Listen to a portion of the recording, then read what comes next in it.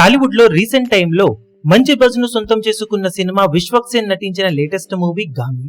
Trailer release తర్వాత అంచనాలు solid గా పెరిగిపోగా ఇప్పుడు మంచి బజ్ నడుమ ఆడియన్స్ ముందుకు వచ్చిన గామి సినిమా ఎంతవరకు అంచనాలను అందుకుందో తెలుసుకుందాం పదండి. ముందుగా స్టోరీ పాయింట్ విషయానికి వస్తే, ఒక తీవ్ర సమస్యతో బాధపడే హీరోకి హిమాలయాలలోని ద్రోణగిరి పర్వతాలలో 36 ఏళ్లకు ఒకసారి స్వయం ప్రకాశితమయ్యే పానిపత్రాల ద్వారా ఆ సమస్య నయమవుతుందని తెలుస్తుంది.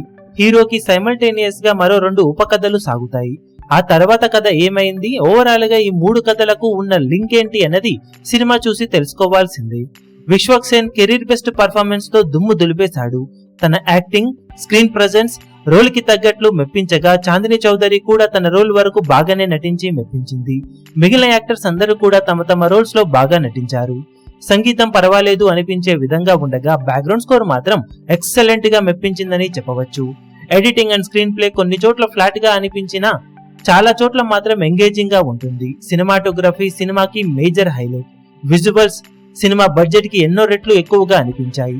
ప్రొడక్షన్ వాల్యూస్ టాప్ నాట్స్ అనిపించే విధంగా ఉండగా, డైరెక్టర్ తను ఎంచుకున్న పాయింట్ చాలా యూనిక్ గా ఉండగా, ఆ పాయింట్ ను చాలా వరకు ఆడియన్స్ అంచనాలకు తగ్గట్లు తెరకెక్కించాడు.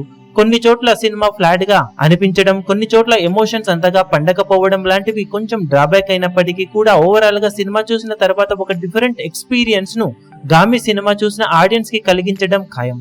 మొత్తం మీద సినిమాలో fresh story point, Vishwak Sen excellent performance, very good visual effects, కొన్ని సీన్స్ కి అద్భుతంగా బ్యాక్గ్రౌండ్ స్కోర్ ఎలివేట్ చేయడం, ప్రొడక్షన్ వాల్యూస్ టాప్ నాట్స్ అనిపించే విధంగా ఉండడం లాంటివి మేజర్ ప్లస్ పాయింట్స్ అయితే, కొన్ని చోట్ల డ్రాగ్ అవ్వడం, కొన్ని చోట్ల కథ ట్రాక్ తప్పినట్లు అనిపించడం లాంటివి మేజర్ డ్రాబ్యాక్స్. మొత్తం మీద రెగ్యులర్ మూవీస్ చూసి బోర్ ఫీల్ అయ్యే ఆడియన్స్ ఒక డిఫరెంట్ ఎక్స్పీరియన్స్ కావాలి అనుకుంటే గామి సినిమాకు వెళ్ళవచ్చు.